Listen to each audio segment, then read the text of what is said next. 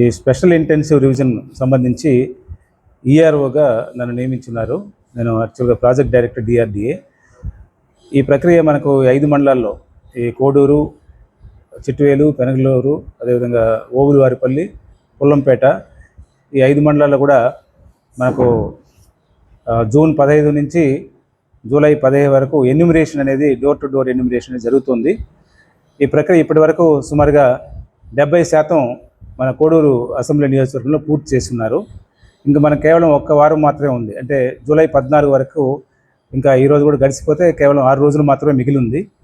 కాబట్టి ఎవరైతే ఈ 30% మంది ఉన్నారో, ఇంకా ఎన్యూమరేషన్ ఫామ్స్ బిఎల్ఓలకు అందించాల్సిన వాళ్ళు, వారందరూ కూడా వారు బయట ఉన్నా సరే ఇక్కడ ఓటు హక్కు ఉండాలి అనుకునే వాళ్ళందరూ కూడా ఆ ఎన్యూమరేషన్ ఫామ్ని వెంటనే నింపి సంబంధిత ధృవీకరణ పత్రాలు లేదా ఫోటోలు ఇవన్నీ కూడా జతపరిచి సంబంధిత బూత్ లెవెల్ అధికారికి తప్పకుండా అందించాల్సిందిగా కోరుతున్నాను.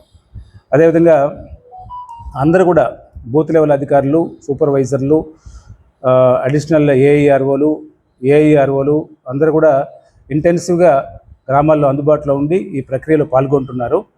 వారికి బూత్ లెవెల్ ఏజెంట్స్ ఎవరైతే పొలిటికల్ పార్టీస్ తరఫున ఉన్నారో వాళ్ళందరూ కూడా సహకరించాలి.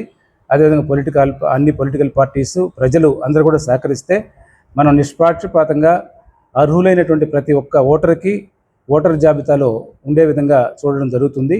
అదేవిధంగా అనర్హులైనటువంటి వాళ్ళు, ముఖ్యంగా చనిపోయినటువంటి వాళ్ళు, శాశ్వత ప్రాతిపదికన వెళ్ళిపోయినటువంటి వాళ్ళు, ఇక్కడి నుంచి వేరే ప్రాంతాలకు వెళ్ళిపోయినటువంటి వాళ్ళు ఓటర్ల జాబితాల నుంచి తొలగించేదానికి కూడా అందరూ సహకరించాలని నేను మీడియా మూలకంగా అందరినీ కూడా విజ్ఞప్తి చేస్తున్నాను. ఈ యొక్క 2002 ఓటర్ల జాబితాను ప్రాతిపదికగా తీసుకొని, గతంలో 2002లో ఇదే విధంగా స్పెషల్ ఇంటెన్సివ్ రివిజన్ జరిగింది కాబట్టి దాన్ని ప్రాతిపదికగా తీసుకొని మ్యాపింగ్ అనే ప్రక్రియ చేస్తున్నారు. వారు ఓటర్ల జాబితాలో ఉన్న ఎవరైతే ఓటర్ ఉన్నారో వాళ్ళు ఓటర్ల జాబితాలో అప్పుడు లేకపోయినా వాళ్ళ యొక్క తల్లి కానీ, తండ్రి కానీ, వాళ్ళ తాత కానీ, అవ్వ కానీ, ఇట్లా బంధువులు ఎవరైతే ఉన్నారో వాళ్ళ ఓటు ఉంటే కూడా దాన్ని ఆధారంగా కూడా మ్యాపింగ్ ప్రక్రియ చేస్తున్నారు. అయినా కూడా ఎక్కడైనా దొరకకపోతే కూడా ఆందోళన చెందాల్సిన అవసరం లేదు. వాళ్ళు ఈ గ్రామంలో ఉన్నట్టు దానికి సంబంధించిన ధృవీకరణ ఏదైతే 12 రకాల ధృవీకరణ పత్రాలు ఎన్నికల కమిషన్ నిర్దేశించిందో అందులో ఏ ఒక్కటి వాళ్ళు ధృవీకరణగా వాళ్ళు సంబంధిత ఎన్నికల అధికారికి సమర్పిస్తే వాళ్ళు కూడా ఓటు హక్కు తప్పకుండా దాంట్లో పొందుపరుస్తారు. కాకపోతే వారికి నోటీసు జారీ చేస్తారు.